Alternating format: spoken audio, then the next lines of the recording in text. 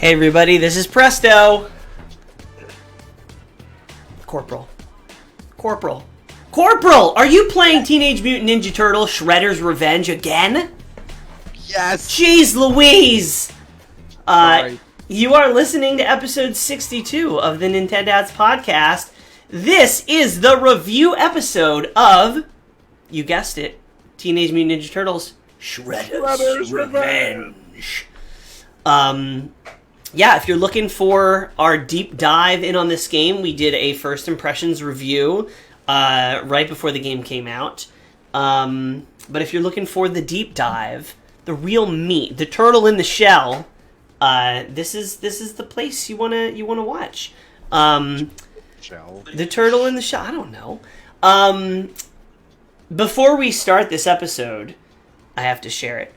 Before we start this episode, we need to give a huge, tremendous, Shredder-sized, I'm bad at these turtle jokes, thank you to our friends at Tribute Games and .emu for graciously providing a copy of the game for review. Yeah, they sponsored this episode. They gave us the copy of the game ahead of launch. We got a little preview so we could actually do some work and put together some notes and do the first impressions jive before the game was out. So huge thank you to them for hooking us up. And now, did you forget to pay the heating bill in Florida?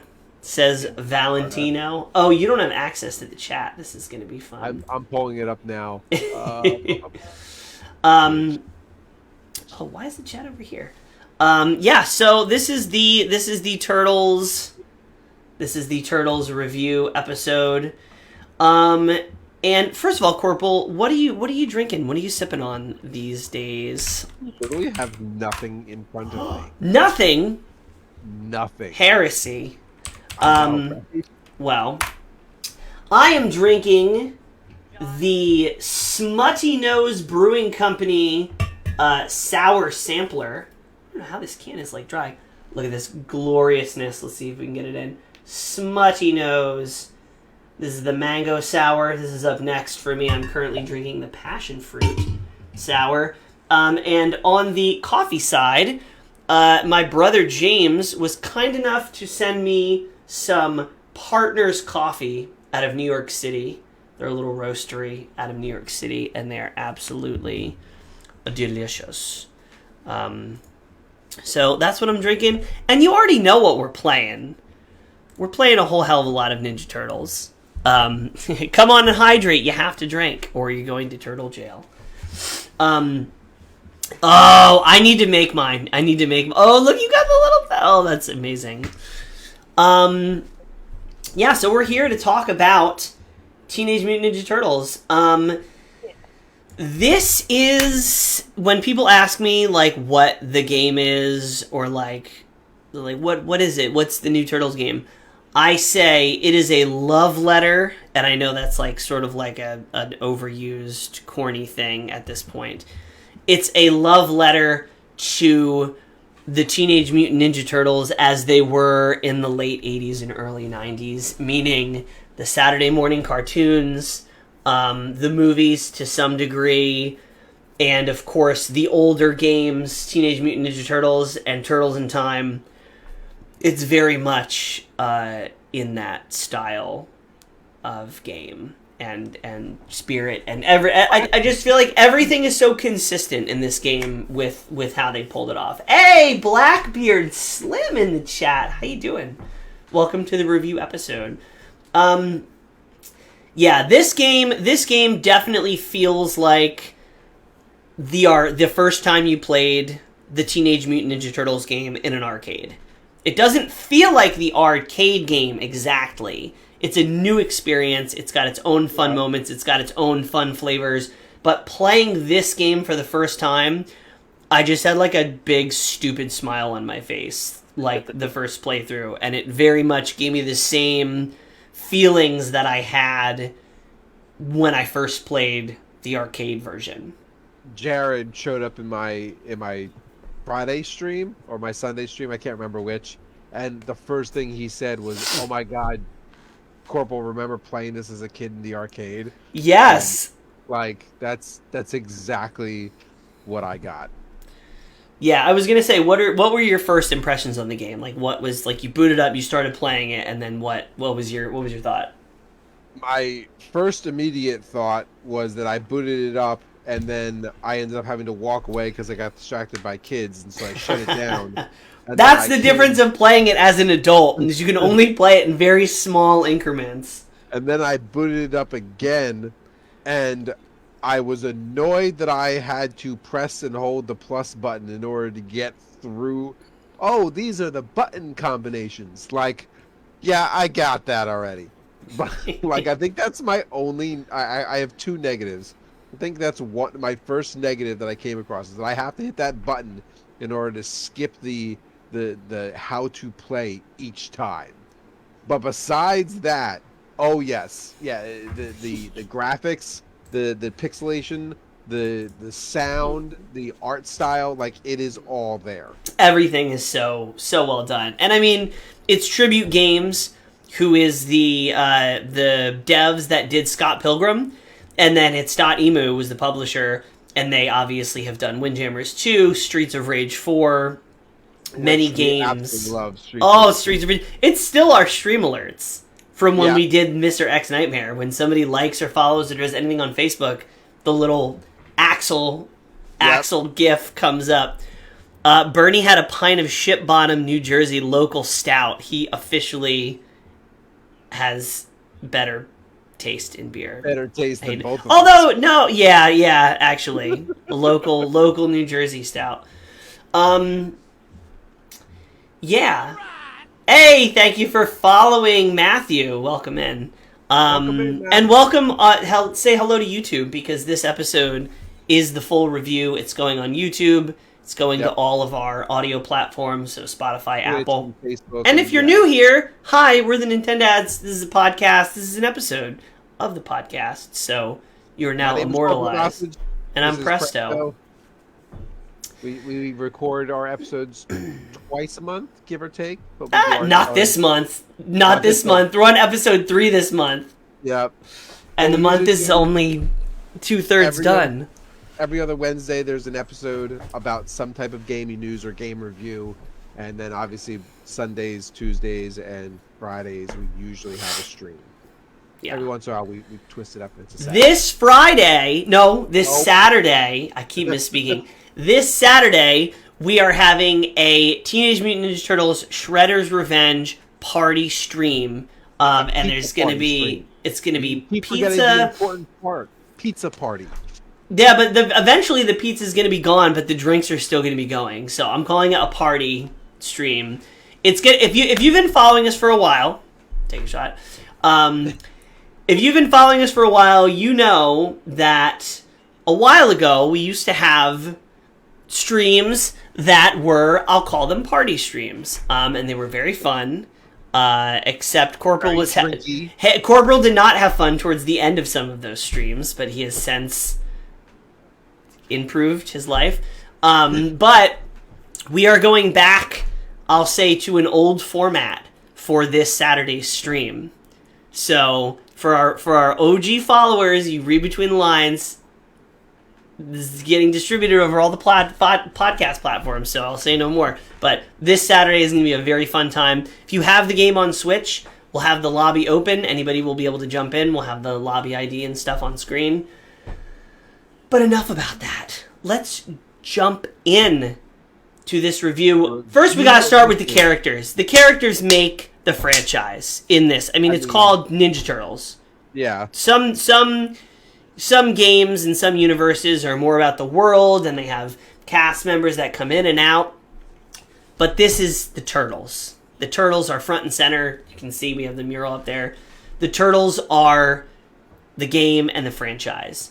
And in this game, every character, and there was an interview where they talk about doing the animations and why it takes so much time, because every idle animation, every running animation, every attack, every taunt, everything that every character does in this game is so artistically considered and intentional.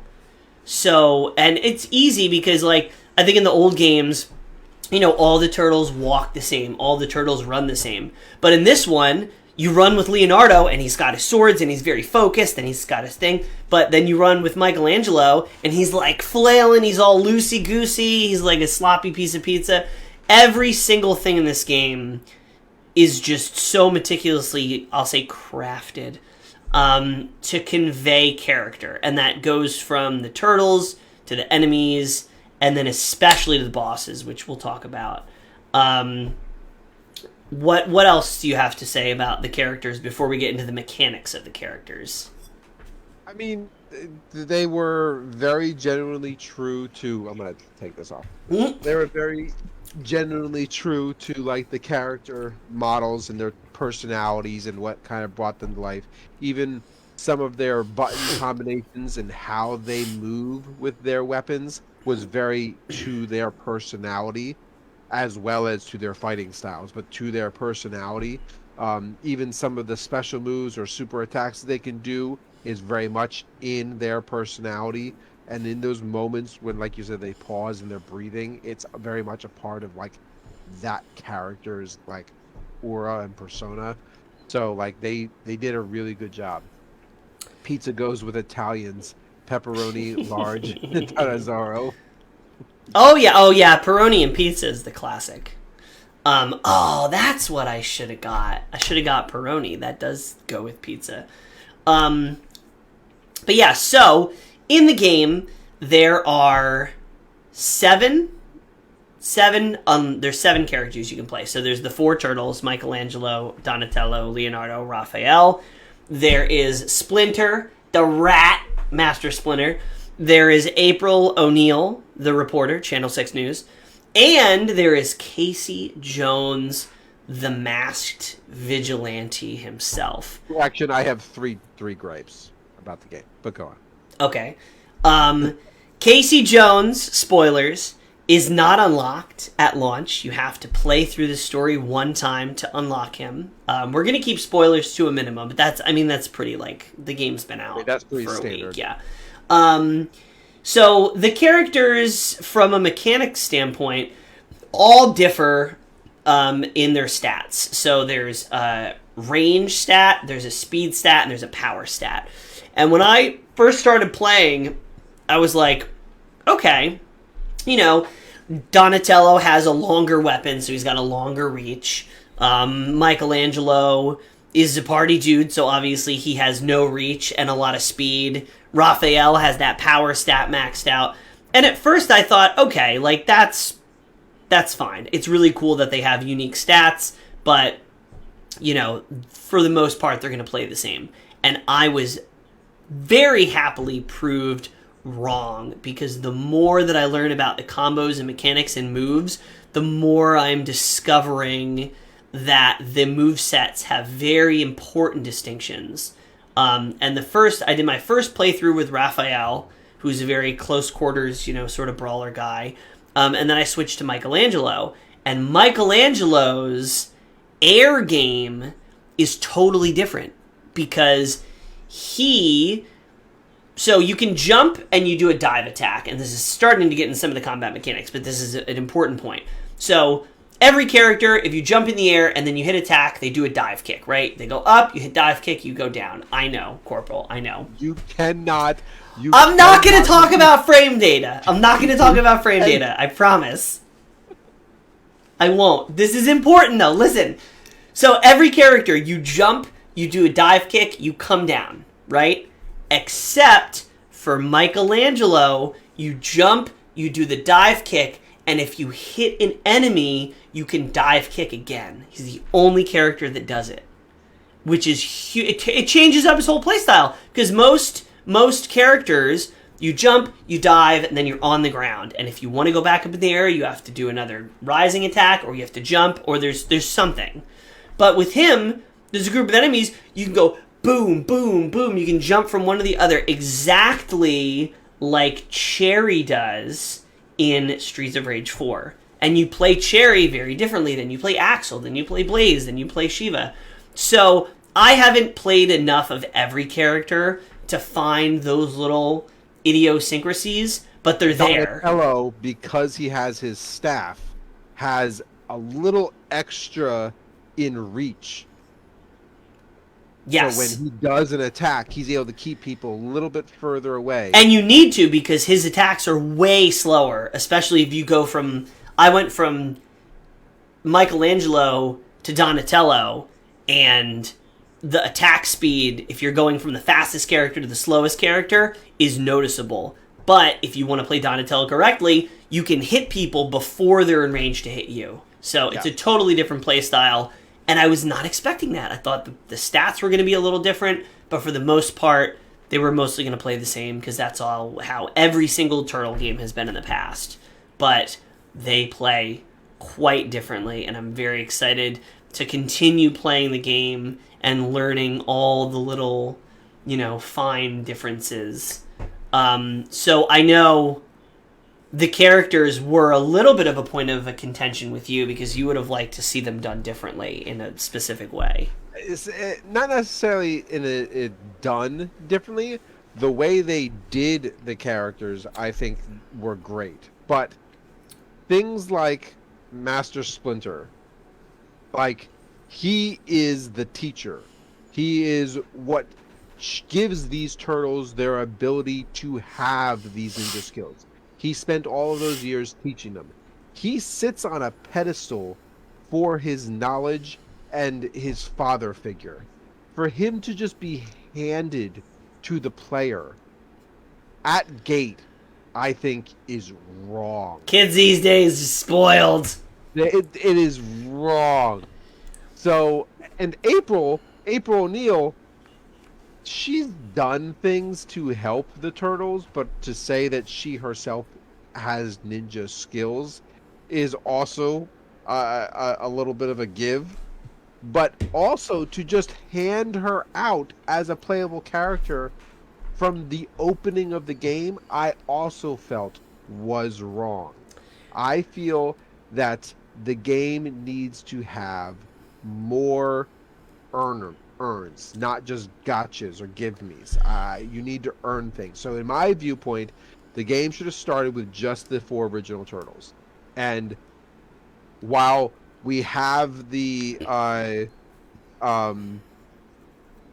newsroom as like the first level, maybe the newsroom shouldn't have been the first level. And that's not really a spoiler, because that was shown in a lot of the trailers. Yeah. But make the newsroom like the 5th or the 7th level, like a quarter or halfway through the game. And that's when you unlock April O'Neil. And then you have to complete the game with any one character, and then you can get Master Splinter. And then complete the game with all 4 of the original turtles in order to get Casey Jones. Like, that would have been, in my viewpoint, earning those steps. I have mixed feelings about that. Me personally, yes, I am motivated by unlockables. So I would have been grinding and playing this game. I mean, I've been playing it at a pretty high frequency anyway, because I'm enjoying it a lot. But I agree. I think the addition of April from the get would have been nice, but I think maybe you play through the story one time with anybody to unlock Splinter, and then maybe you have to complete arcade mode to unlock Casey Jones. Okay. That's a really That's high fair. ask. It's No, because you can do the arcade mode on easy. Casey Jones is a badass. He's a badass vigilante. You also need to be a badass vigilante if you want to unlock him. That's what I think. Oh, gotcha. Okay. All right. So yeah. Well, now so we've talked about the characters. Let's talk about, we're going to skip around here in the notes maybe a little bit. I don't even think I put this in the notes because it's such a basic thing, but the oh, you know what? It's in levels, maybe? Anyway, the game has a couple of modes. It's got 3 difficulties. I forget what they're called, but it's basically easy, medium, hard. And it has story mode, which you play through the story, and there's, you complete a level, and you have a little cute little chibi layout of Manhattan, of New York City, and you're in the turtle bus, and you go from beep, beep, beep, beep, stop to stop, level to level, and then you can go back and you can replay levels. And I really enjoyed that. I enjoyed the breather of the hub world, because in the arcade game, you don't get any breathers. There's no pause, even though this has pause. I like the hub world. So story, you go through, your character that you're playing levels up. And as you level up, you get a little health bonus here and there. You get an extra bar of meter. And you get new special moves. So the game does have things to unlock, to be fair, since we're talking about, we wanted to see the characters unlockable. Each character, you do have to unlock their special moves over time, and unlock additional bars of meter. So it does have that replayability where you're unlocking stuff. And that's in story mode. And then you have arcade mode, which there's no cute little map. And it is truly just, you are playing, you have a set amount of lives, and you have a set amount of continues. And I don't know if the amount of continues that you have changes based on difficulty, because I haven't played too much of the arcade mode yet. But you pick your character. In story mode, you can go back and you can change your characters at any point. In arcade, you lock into your character. That's the character you're playing for your arcade mode. It's over when you die a certain amount of times and you don't have any continues left, or if you quit out. I would have personally liked to see arcade mode have its, if you're in arcade mode, you can go back to the main menu, play another game on your Switch, come back, and pick up where you left off in arcade mode. I understand why they didn't, because they wanted to replicate an arcade where you have to play it all in one sitting. There's no pausing an arcade machine. But I haven't played through arcade mode all the way, because I haven't had a continuous amount of time where I've only been playing arcade. I mean, you can pause it and turn off the game, leave, and come back. But in between, I've been playing Monster Hunter. My son wants to play Mario. There's other things going on. So I would have liked the ability to pause arcade mode, do something else on the system, and come back. But that's a minor criticism. So story and arcade mode. What do you want to talk about next, Corporal? Do you want to talk about level design? You want to talk about the mechanics? So, level design, okay, I lied. I've got 4 gripes. I keep finding these small gripes. They are small, but they are there. So, in Streets of Rage 4, I felt like the map and the levels were robust. They were interactive. They were very lived in and tangible. That's the word. I like that. Those were the 2 words that I gravitated to when we reviewed the Streets of Rage. They were lived in and they were tangible. And while the maps and the levels in Teenage Mutant Ninja Turtles show background, show characters, show personality, show wildlife and nature, so they feel lived in, but they are not nearly as tangible as they were in Streets of Rage 4. And by tangible, I'm referring to things that you can grab, interact with, or change, or secrets to find in the individual levels themselves. I'm gonna hard disagree with you on that. I think Streets of Rage 4 did a better job, and I think Teenage Mutant Ninja Turtles could have done a better job making the world more tangible. So I think I would say there's about the same amount of ways to interact with the levels. There's pits you can fall into in both games. There's cute little monkeys in the zoo level that throw things at you. That was the first time. That was like level 1, 2, 3, 4. That was like level 5. Yeah. So there's less hazards. But when it comes... Speaking of hazards, I'm sorry, but who has that many huge holes going over a bridge? If you've got that many holes in your road going over a bridge, you got a bigger problem. You haven't been to New Jersey in too long. That's exactly how all the bridges are around here.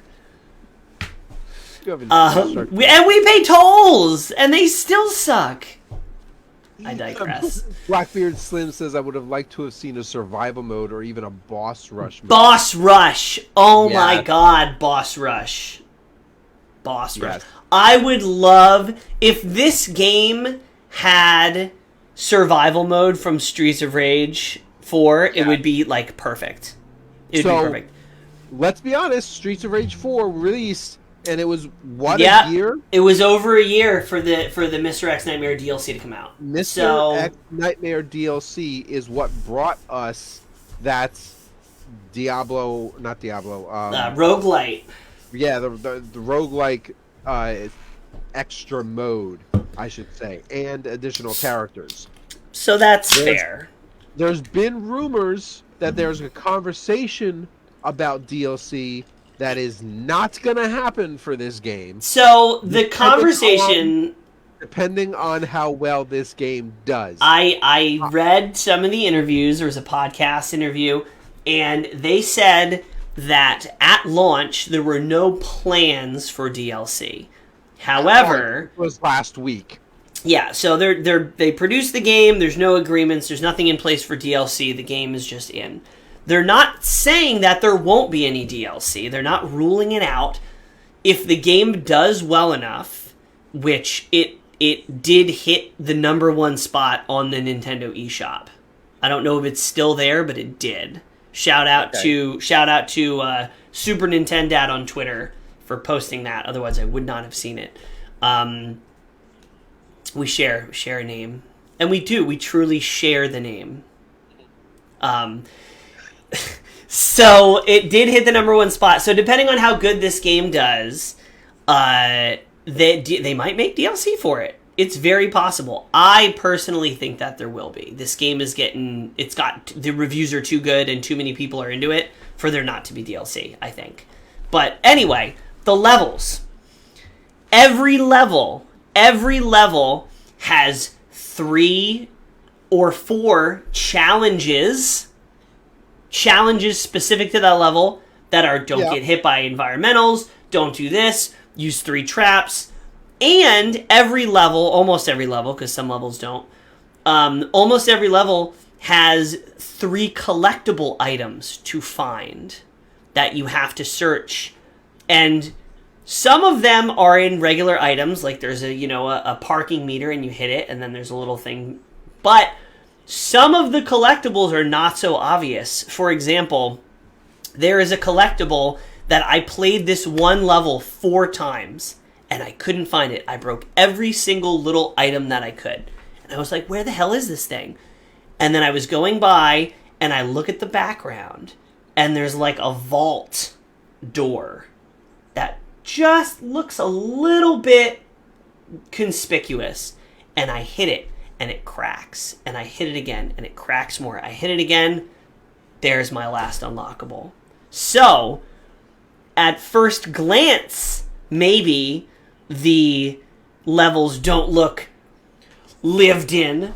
But the more you play it and the more you do the collectibles and the challenges, a lot of a challenge that you see at a couple different levels are kill enemies with traps.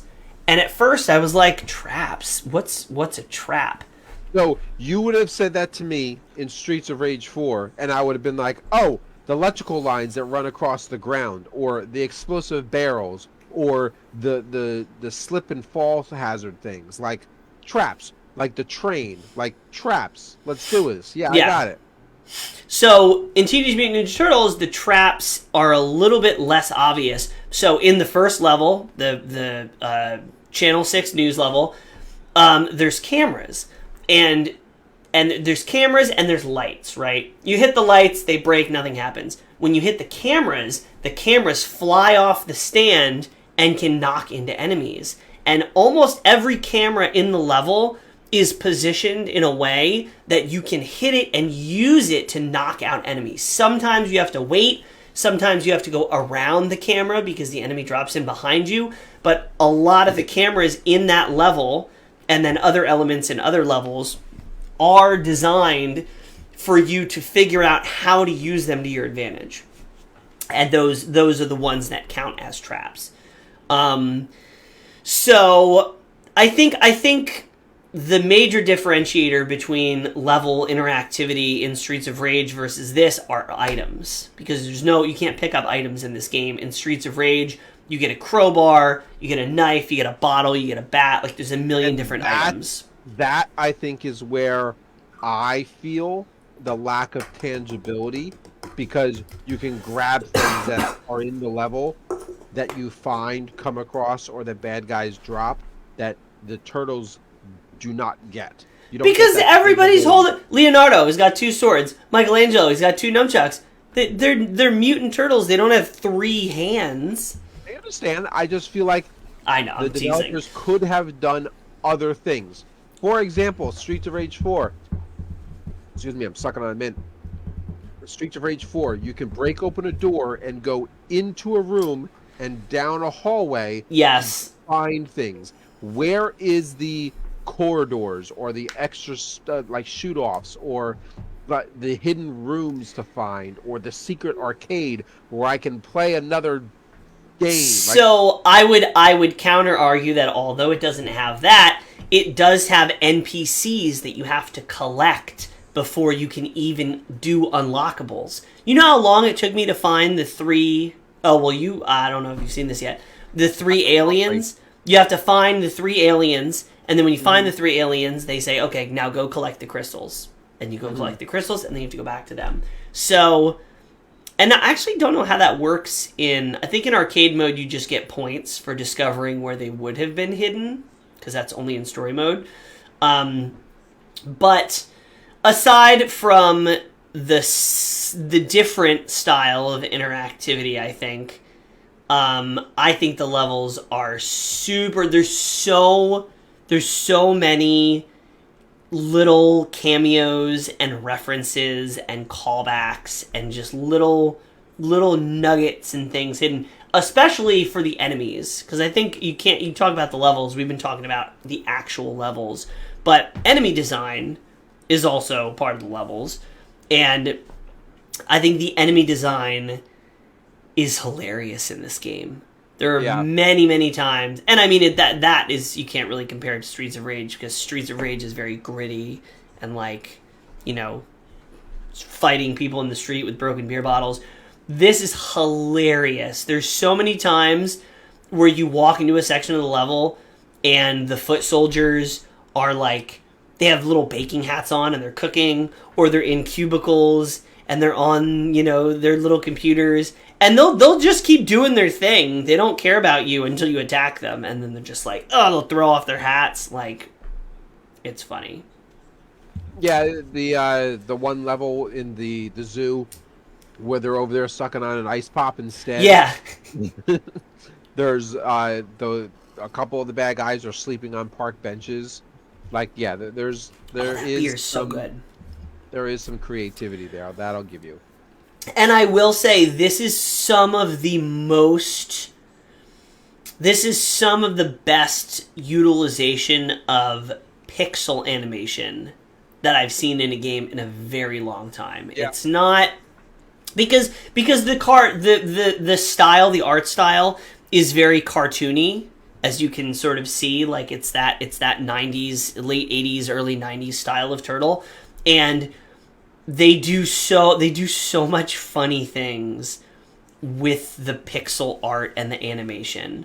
Like Donatello's taunt is he crouches down and he starts playing a Game Boy, and then he looks up and he's got, like, his face is just like his eyes are like the 2 little dots, and he has, like, sort of like that little chibi, like, sort of like Scott Pilgrim versus the World. like face, and it's just it's so funny. It's the animation for the attacks. I mean, we talked about that with the characters, but for enemies too. And the last thing, the cherry on top of every level, both chronologically and from an art perspective, is the bosses. Yeah. I went into this game, I didn't know there was going to be a boss at every single level. But the bosses, they really went through the TV show, the comics, the old games, the movies. Like, they really dug up some of these characters. I was not expecting as many boss fights as I was in this game, and I was not expecting to have that many interactions from that many different genres. Like, they really pulled from everything. And it really shows that they did their homework with it. It is, like you said, a love letter, not just to the arcade game, but to Teenage Mutant Ninja Turtles as a franchise as a whole. Yes. And there were so many times, because I have a bunch of, I actually should have gotten them. I'll have them for Saturday. I have a bunch of action figures somewhere of the Teenage Mutant Ninja Turtles that are like old and like they're all missing like parts of their arms and legs and stuff, because I fought like this as a kid. But there were so many bosses that they came out and I was like, oh, I remember that guy. I remember the Fly. The Fly. Yeah. Oh my god, I can't remember. And then you fight the Rat King. They do the movie version of Bebop and Rocksteady at one point, where it's like the grittier one, and there's like a mutant, like an actual mutant turtle, and it's just, there's so many. And there's ones in here that I don't know that I'm sure other people had the same experience with, where they were like, oh yeah. But the bosses are fantastically done. And the voice acting is done. They really could have done a lot less voice acting. Like, they didn't need to have every boss voice acted. But every boss is voice acted. Except the robot. I don't think the robot is voice acted. So many games just gimp out on voice acting. And, like, there are people who you have to interact with almost regularly in some games. And they're like, oh, it's a text. I do not want to read that much. Like, come on. Especially for this type of game. But they did a really good job with the voice acting. The characters, the bosses, the different, like, as much as I enjoyed seeing the Rat King's battle, the fight was lame as heck. But I understand the Rat King. I understand why it was that way. But every other boss that I had, like, it was actually pretty good. It utilized the characters, yet again, the boss's personality and what his tics were and why he did things. Like, it did a really good job. The voice acting, like the sounds of each one of the characters and the battles that you brought and the music that came with it, like, and that's another topic on this. What is the music? Oh, the music. Wait, before we move to music, well, I guess this is a good segue because we're talking about like sound as an extension of the characters. Did you know all 4 turtles are voiced by the same original voice actors that did the original cartoon show in the 90s? Oh, I did not know that. They went out of their way to get the same 4 voice actors from the cartoon. I knew that they had gotten some of the original voice actors, but I just thought it was like original to this or that. Like, I didn't, like, instead of just hiring brand new people, you know what I mean? No, the four turtles are voiced by the same people that did the voices in the Saturday morning cartoon. One of them is I think it's the guy who voices Raphael I forget his name. He's amazing. He was the voice of the main character in the Animaniacs, Wacko. Oh, really? Yes, okay. That's him. I mean, and he does a million different things. He's like the king of cartoon voiceovers. But he's the voice of Raphael, and I was like, wait a second, I recognize that. And then I went and I was like, oh my god, they got all the 4 voice actors from the original TV series. That's incredible. So yeah, let's talk about the sound. The music, hold on. I'm going to play some of the music. I started with this one. This is the level select music in New York. Let's jump to another one that's a little bit more recognizable. What is this? Jaw-breaking news. This is the first level. Like, it's just so... It matches the pace of the gameplay, too. It's like retro, chiptune, you know... A touch of modern, maybe. But very much, like, everything is so consistent.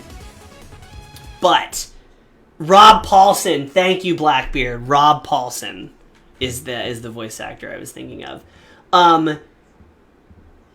The one... let's see. It? He played Yakko, and he also played Pinky in Animaniacs. Yes. So I'm gonna play. I hope we don't get copyright flagged for this. But I'm gonna play. It's so ridiculous, Corporal. I know you can't hear it, but they got 2 members of the Wu-Tang Clan to do a song for this game. About this game, and they drop it in the highlight of the game for me, and this is major spoiler, so if you don't want to hear a spoiler, just cover your ears for like 3 seconds. I mean, it's not a major spoiler, but I'm gonna do this for those of you who don't want to hear the spoiler. When he's done, I'll remove my... And if you're listening to the podcast, just count to 30 and we'll probably be done with this spoiler. But the absolute high point in the game for me was you fight Shredder to the Wu-Tang Clan rap song. And it's like you have this boop-a-doop-a-doo, you know, this bubbly chiptune music, and then you fight Shredder, and all of a sudden you're listening to Wu-Tang Clan, like, early 90s rap music while you're fighting the main bad guy. Oh my god, it was amazing. It's one of the best uses of music at a particular point in a game that I've seen in like a very long time. Okay. Remove it by the earmuffs. You're good to go. Yeah. I would like to point out there is one other game that stands up on a pedestal for boss battle musics. And it's one that many people don't recognize or don't like associate with, but Splatoon 1. Hell yes, Splatoon 1 was so. God. Oh yeah. Fair use. Blackbeard Slim says fair use. Yes, I played like 15 seconds of it. It should definitely be fair use. We're good. But yeah, so the music, the sound effects are very arcade-like, but the music. So the music is actually done by is it Toby Fox? I think is his name. No, Toby Fox is not. That's not the person who did the music. Talk about your love for the music while I look this up real quick. It felt authentic. It felt retro. It felt like it fit within the world. It was not something that was pandered to. It wasn't even like they pulled the exact things. I found it. It was beautiful. It was worth it. It was quality. And like we can make the argument that, and we have, that music and sound is what elevates a game. And so much so, music is what creates those emotional moments. And without the right music and without the right type of music in those moments, it does not feel or hit the same way. Like, you can go through having an amazing story, and I'm a campaign guy all the way, but you need to have that orchestra behind you to really make it go. And I feel like they did a good job. Yeah, and that moment I was talking about earlier, that would not have been the same epic moment without that music. Yeah. Because that, especially with that track being so much different, it really, like, I knew I knew it was an important battle based on all of a sudden I hear Wu-Tang Clan members rapping about the Ninja Turtles. T. Lopes is the guy who did the music. You will also know him from the guy who did all the music for Sonic Mania, which was another absolute banger. Every track slaps, as they say. Yeah, so music is godlike, voice acting, everything is good. Let's talk about a few more of the specific things. Let's talk about combat. Let's talk about mechanics. Let's talk about startup frames, baby. So this is like where I'll sleep. Like everything in this game is an evolution of the arcade games, right? So the arcade games had, basic controls that you get a punch and you had a kick. This has those. This has a special meter, which you charge up by attacking or taunting. If you taunt, I really think that is maybe a little too strong. That every time you taunt, it restores an entire bar of your meter, and then you can use a special. I think it's too strong. So, I'll be honest with you. When I first initially realized that, I was like, oh, that's a cheap trick. And then I tried doing it during combat, and I realized that it left you way too open and vulnerable to be attacked by something that it was not something you can just do whenever you want. No, you can do it in between waves of enemies. But if you get good with knowing how an enemy attacks and what his pattern is, I was able to go into a boss battle while they were both alive and attacking and be able to do my move. And at the time I was playing with Splinter, and do my thing and then get up and then do my attack. And ooh, that timing was perfect. And I was able to do it too often. You do have to really thread the needle, but I still think it's too... Especially once you start playing multiplayer, like the other person can cover, it's too strong. I think it's too strong. I try not to use it. I try not to abuse it. Yeah. But anyway, I digress. So this game, like an evolution of the music, evolution of the graphics, the mechanics are also evolved, so you have a little bit more nuance. It's less button mashy.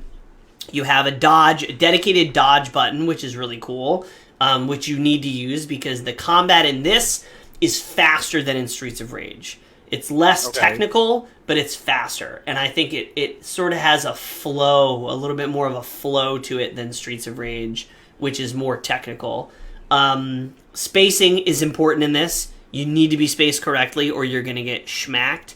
Yes! Carol! I bet Ninja Turtles would love Emo's Pizza. I think Ninja Turtles would definitely love Emo's Pizza. Welcome. Thanks for coming in the stream. You have the dedicated dodge button. You have the special attack button, which uses your meter. You also have two sprinting attacks, so you can sprint and hit jump, and they'll do a slide attack, or you can sprint and hit attack, and they'll do a different attack. You have a rising attack where you can jump and attack. You have a dive kick.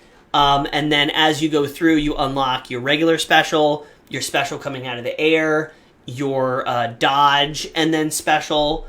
So there's a lot of different technical things you can do, and the ability to use attacks that have a short distance, long distance, that carry you. Yeah, closest thing to a 2D Devil May Cry. I very much agree with that, because you need to have good crowd control.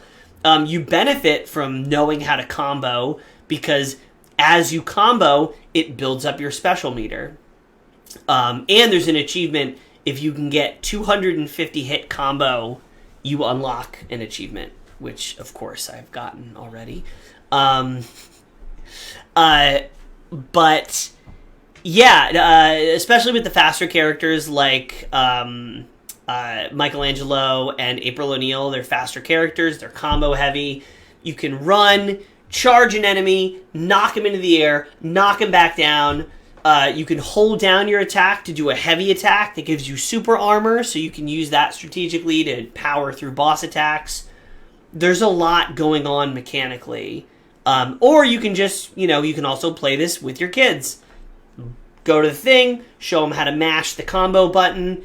You can go through the whole game just using the joystick, the jump, and the attack button. Or you can be a nerd like me and figure out how to juggle people to 250, combos. So I would say I made a note of when I was playing through. On my first playthrough, my character had reached about level 4 before I had a decent idea of how to string together attacks. And then probably after my first playthrough was when I really learned how to combo and get higher level stuff and fill my meter up pretty much whatever I wanted. Corporal, you're less of a nerd about combos and frame data. What was your thoughts on the overall controls and different attacks and stuff? I mean, each turtle character felt different, felt unique, because of reach difference and because of power and ability for hits and because of their movement speed. I felt like I couldn't just go in and button mash the exact same way with one character as you I really could can. with another. So there was a lot of unique spacing that I had to play with in order to make sure that I didn't get killed with Donatello the way I was not getting killed with when I was playing Michelangelo or Raphael, because their speed allowed me to overcome some of those challenges. So I liked that about the turtles and about the uniqueness of their fighting style or their weapon choice, that it gave me a leg up here or there.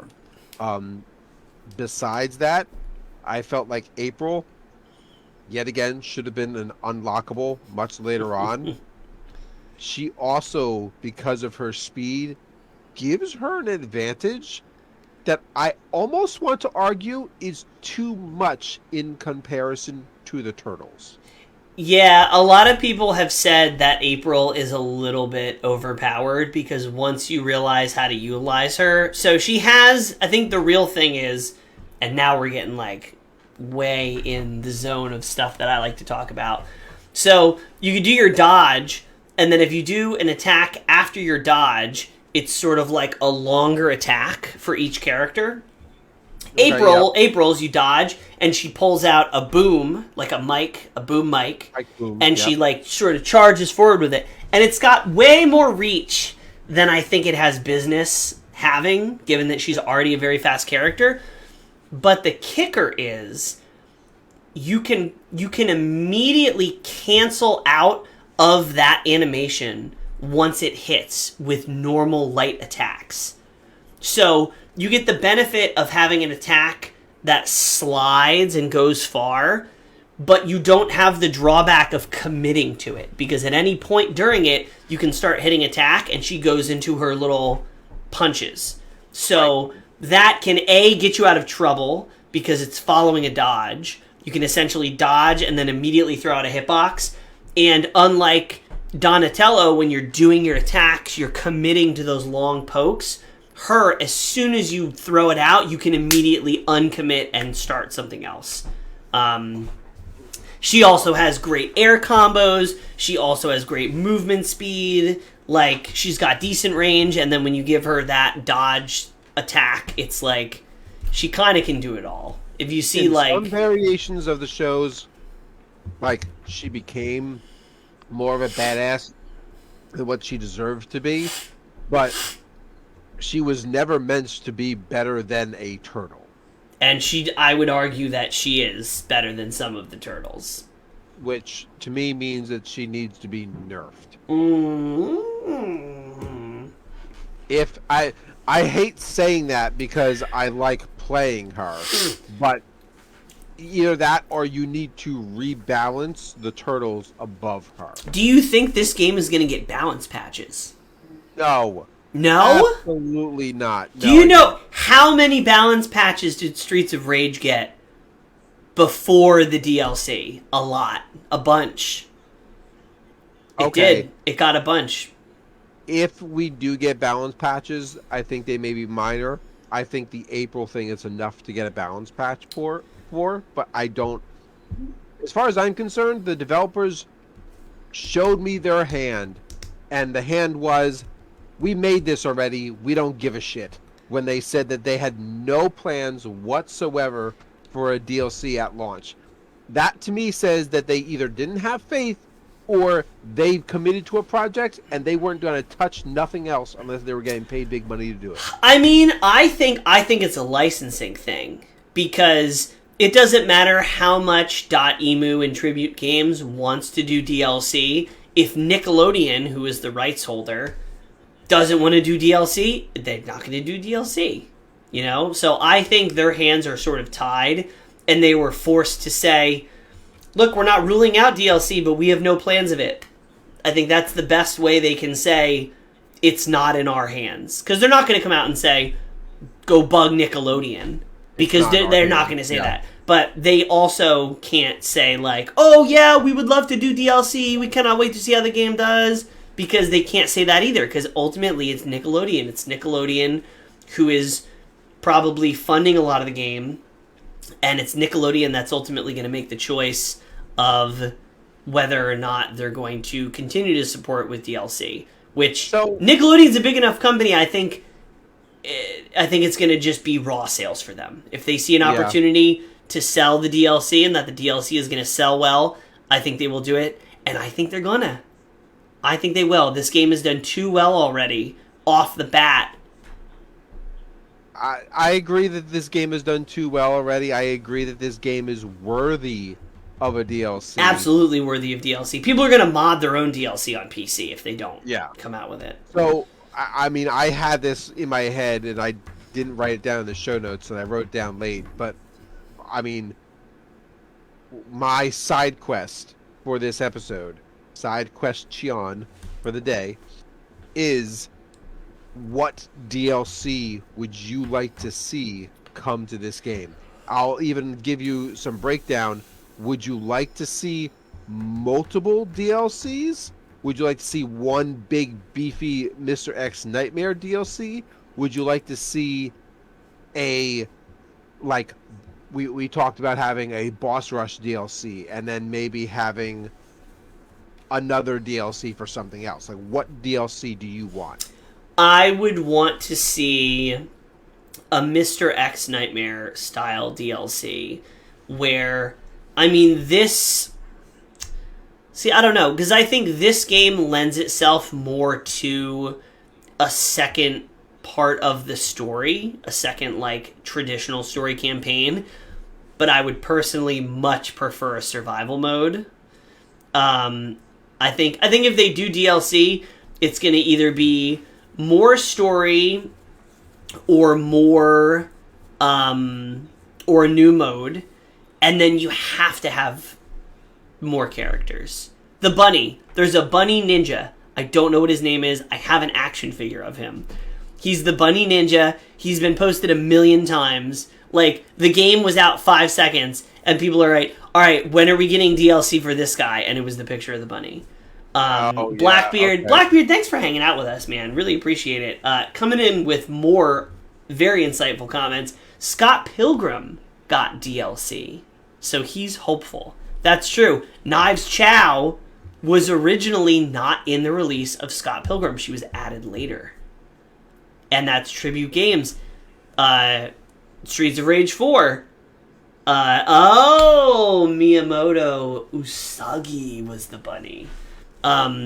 Did you know that, or did you look that up? Be honest. I had to look that up. So Streets of Rage 4. Character, but I could not remember his name for the life of me. Streets of Rage 4 got DLC. Scott Pilgrim got DLC.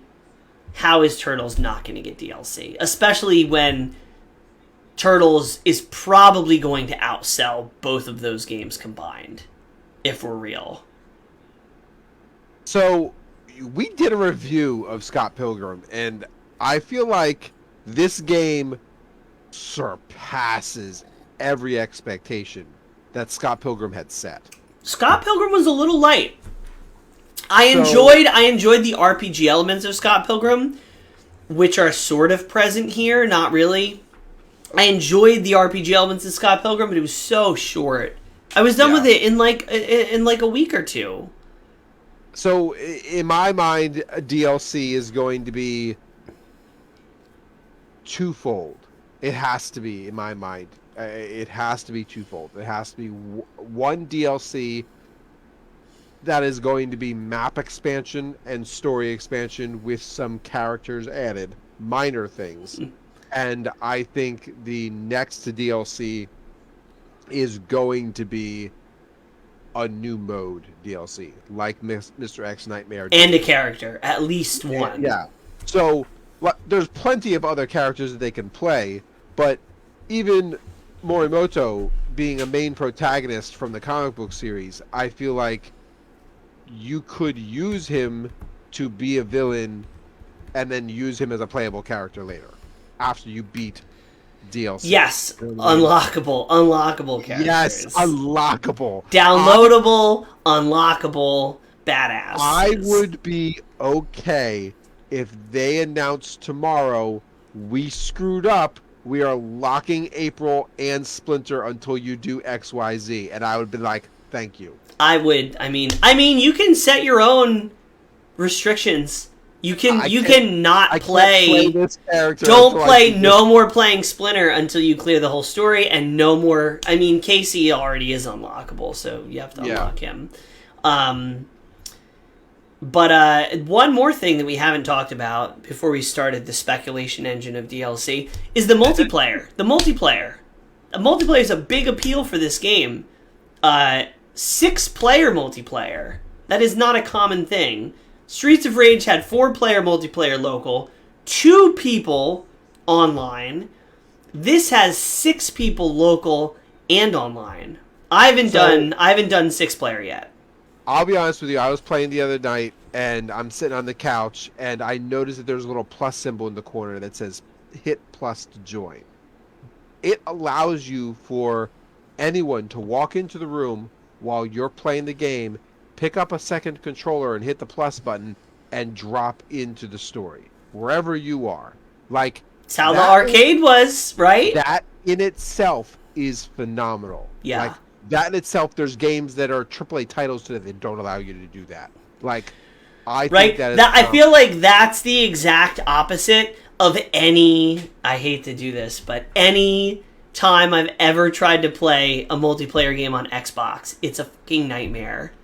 It's like, oh, you're playing Halo or you're playing Minecraft or something? Cool, let me jump in. I hit things, sign into Xbox Live, give us your social security number. You didn't pay for gold? Where do you live? Like, it's a nightmare. It's anytime I've ever wanted to play Xbox with somebody, I have a small panic attack because I hit start and they're just like, oh yeah, here's a controller. And I hit the button and then Xbox is like, who the fuck are you?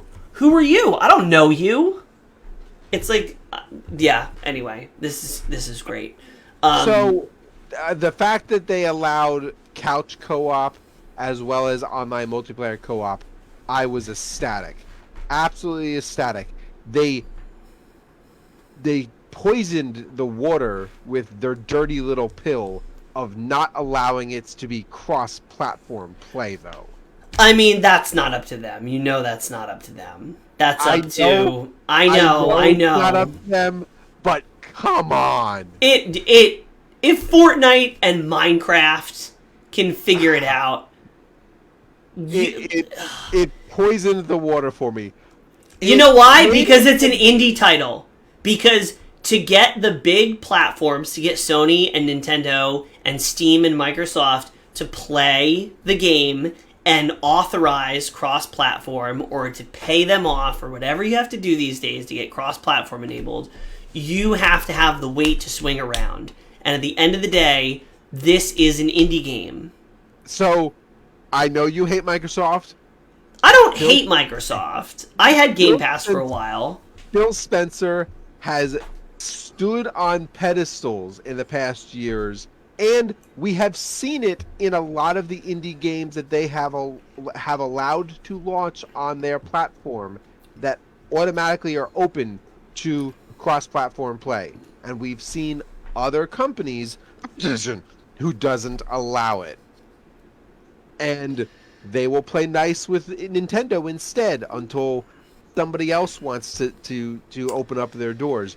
But I will say that the poisoned pill of not allowing cross-platform play was made a little sweeter by allowing 6 players to play. Now, you and I both said 6 players, multiplayer online. How is that going to run?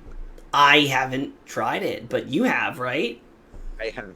Is it laggy or is it just chaotic? Because there's a big difference. It is not laggy. I was super impressed. That's amazing. I was super impressed that it was not laggy. I played 3 levels and 2 separate groups of people. And the first one, like, we played mostly through the level, and 2 people dropped off, and it was just me and another guy. So, like, it didn't ruin the game that 2 people dropped off. We just continued playing. The other thing was that when we had all 6, I can't count, all 6 characters, I was like, 4, 5, 6! All 6 characters in a game. It gets nutty. My God. The amount of specials that were being thrown around, like, it made it hard for me to see where I even was. I can tell you, with 6 players, you don't have to worry about somebody dying because there is enough damage going around that room. You're not getting hit very much. But wow, there's a lot happening. Okay, hopefully this Saturday we can get a 6-person lobby going. That would be cool. Blackbeard said he had a ping of 435 and it was still smooth. That's magic. The magic moment for multiplayer with me was last weekend. Nick Yeti was like, "Hey, I'm on." I sent him an invite, or he sent me an invite, I forget. And I see Nick Yeti, and then I see Nick Yeti 1. And I said, "Who is that?" And he goes, "Oh, me and my son are playing." And I go, "Whoa, wait. You could do couch co-op online?" And he's like, "I guess so." That it's such a rare thing to be able to do that. Yeah. And it's so important because you and I, even with our significant others, we've tried to figure out games that we can do couch co-op online, and there's very few that are even halfway decent. Mario Kart does it, but who wants to keep playing that? The game is old, it needs to be buried and left in an unmarked grave somewhere. Castle Crashers, I think we tried once, but there are not many games these days that have couch co-op that you can do online, but this has it. And it's up to 6 people. You could do 3 couples playing this game.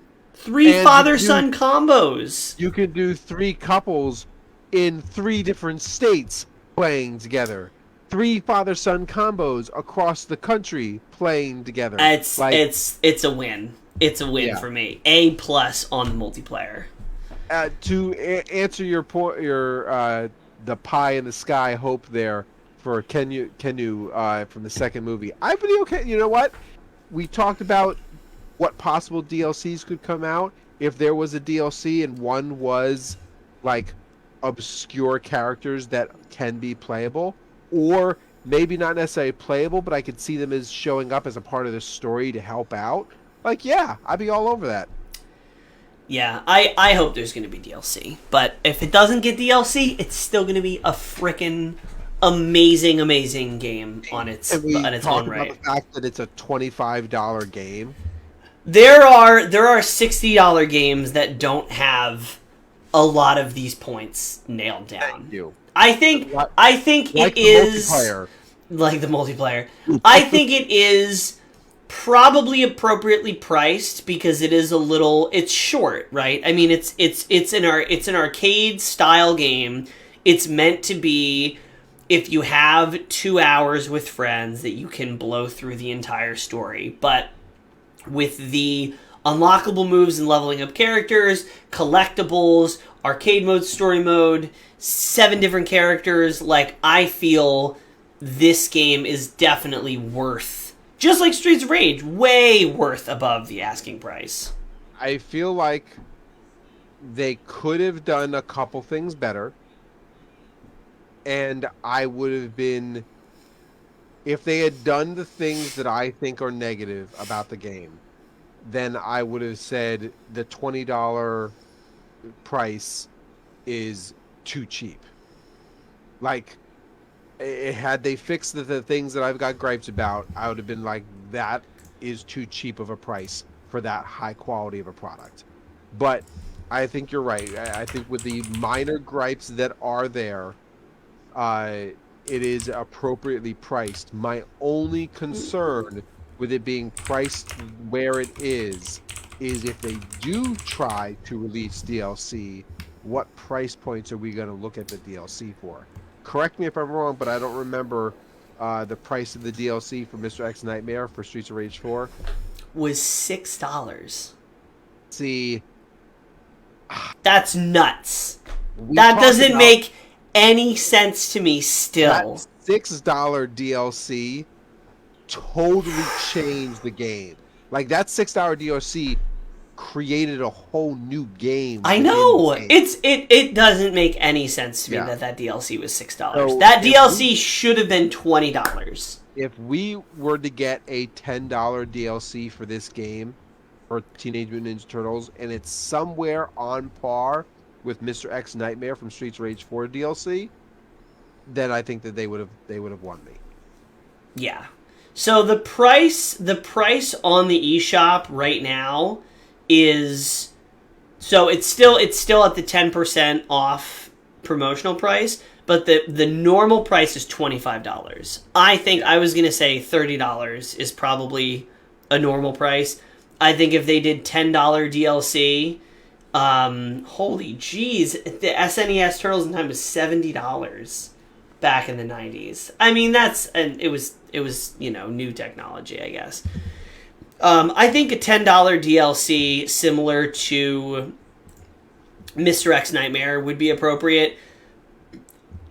I think Mr. X Nightmare I still think it's the best DLC pound for pound that I've ever had in a game. If somebody says, what's the best DLC you've ever had? Mr. X Nightmare. Easily. Like, it's just amazing. I think. With you. So if we can get a $10 DLC for this game, I would say that's lucky. If they turned around tomorrow and be like, here's a DLC season pass for the next 3 DLCs, and it was $25, the full price of the game. Sign me up. Yeah, I would do it. Which I'm actually glad that I didn't do for Tiny Tina's. Because that's the exact opposite. The base game was amazing. The DLC was like drinking a LaCroix. Yeah. I like my LaCroix. I was like, I'm going to say this, and he's going to agree, and then he's going to yell at me. Yeah, I think that's our review. What would you give this game out of 10? I know there's a lot of different elements. My 4 negatives are cross-platform multiplayer and the chaotic nature of the online multiplayer with 6 players. The characters who are unlocked way too early or given freely. I wanted more in-depth tangible levels and corridors and secrets. And I absolutely hate the fact that when you start and play a game, you have to hit the plus button to skip past the combo screen. Now, I will argue that each one of these gripes, like, truthfully, the very plus minor, symbol, the tangible, and the unlock too early are minor. The biggest gripe I've got is the multiplayer cross-platform play, which I can even argue is not them. Yeah, it's not a fault of the games. So I like instinctively want to say that they deserve a 9 out of 10 because I have gripes. But when you actually value those gripes, is it really worth dinging them for? I don't know, but I'm still keeping with a 9 out of 10. Okay. I think my high points of the game are the mechanics, obviously, the combo ability, and then I just think the whole presentation, the combination of the graphics and the sound and the personality that's in there is some of the best that I've seen in a pixel-driven video game. I would say my biggest drawbacks or criticism is the game could have been longer, and again, I understand it's an arcade-style game. The length is part of the medium when you're making that kind of game, but I would say I would say this is probably an 8 for me because I'm trying to. I am a person who likes to get 100+ hours out of games, and I don't know if I'm going to be able to get 100+ hours out of this game unless there's a lot of multiplayer. It really depends because I can see myself when I hang out with anybody in person and we're going to play a game. For example, I saw a bunch of friends recently and we were like, "Oh, what do you guys want to play?" We played some Windjammers, but then it's funny, Windjammers also Danimu. We played Streets of Rage, right? We didn't play Smash, we didn't play Mario, we played Streets of Rage. And I see this being that game. This is going to be, for a while, the go-to party game. It's light, it's easy to pick up, but there's stuff to do, right? There's arcade. Right about Streets of Rage was the online multiplayer limitation. Being only 2, yeah. But that game was so technical, if you tried to do it with 4 people, there was way too much lag. This is way smoother of an experience. Okay. Mark, I totally had to buy it for myself, brought me back to the olden days, loving it, yes, yeah. I think if they added something that was infinitely replayable, like a survival mode, this would be like between a 9 and a 10 for me. I would say that would bring it up to a 9. I would say with the limited, because it's got replayability, but besides multiplayer, I don't know how many hours I'm going to spend, because I'm eventually going to do all the challenges. I'm going to get all the collectibles. That doesn't take that long. Yeah. And it's fun to just pick up and sort of de-stress with. But I think I'll hold in an 8, and if it ever gets a survival mode or something like that, or I just find myself constantly coming back to it more than I thought I would, I can change it. But right now, I would say, 8 out of 10. Okay. I mean, truthfully, the unlockables or the deeper unlockables and the multiplayer are my biggest gripes. So I'm confident sticking with 9. If they turn around and they give us some DLC, I'll be happy with that. Yeah, but overall, this is also the perfect game to have on Switch. Just like we said, Streets of Rage, one of the perfect games to have on Switch. Because this is a game that, going from a huge screen to a tiny screen, you really don't lose that much. So, Risk of Rain is a great grinding game. It's a lot more technical, and it's a lot harder. It's real hard. It's real hard. If we could have something like Risk of Rain, which there's a lot to, and it's extremely difficult, and have a marriage between something like Teenage Mutant Ninja Turtles or Streets of Rage, where it's a little bit more in the middle, I think you would have the perfect game for that friend setting you're talking about. But for that end of day grind, wanting to relax, maybe just chill with some friends, this fits perfectly. See, to me, that's a good spectrum. Is you have Risk of Rain here. It's a very heavy game. It's technical. It's very difficult. Teenage Mutant Ninja Turtles, very light, very easy to pick up and go. A little light on content. In the middle, I would say you have Streets of Rage, because Streets of Rage has the hyper challenging difficulties and the survival mode, but you can still pick it up with friends. So I would say, like, easy to pick up and play, but not as much to do. Risk of Rain, infinite replayability, infinite amount to do, but huge barrier to entry, even with multiplayer. Because if you can't... If I have somebody who's never played Streets of Rage before, I can teach them in 2 minutes to play it. This game, I can teach them to play it. Risk of Rain, there's no shot. There's no chance you're teaching a new player to play Risk of Rain in under, like, an hour. But same thing, if you throw a new Streets of Rage player into survival... Why couldn't Michelangelo decide on a pizza topping? He was... Indecisive! Brian Bestman, everybody. Brian Bestman. Brian, no lie, I went and Googled Teenage Mutant Ninja Turtle dad jokes that I could have for this. Nothing I came up with was as good as that. You've done our joke, sir. Done our joke, Hats sir. off to you. Why couldn't Michelangelo decide on a pizza topping? He was indecisive. Did you make that up? Or did you hear that from somewhere? Because that's very specific to just bust out. Anyway, that is our review of this glorious game. If you haven't gotten it already, it's $25. Get it. You won't regret it. If you get it on Switch, again, I have to plug this one more time. Saturday night, 8:30 until late. We are having a party stream, and we're going to be drinking, and we're going to be hanging out in Discord. We're going in the public channel of our Discord, so anybody can jump in, and we're going to be playing Teenage Mutant Ninja Turtles. So if you have it, you can jump in. If not, come hang with us in Discord. Come hang in the stream. It's going to be great. I like that you cross-posted that to Twitch as well. The joke. Dad flex.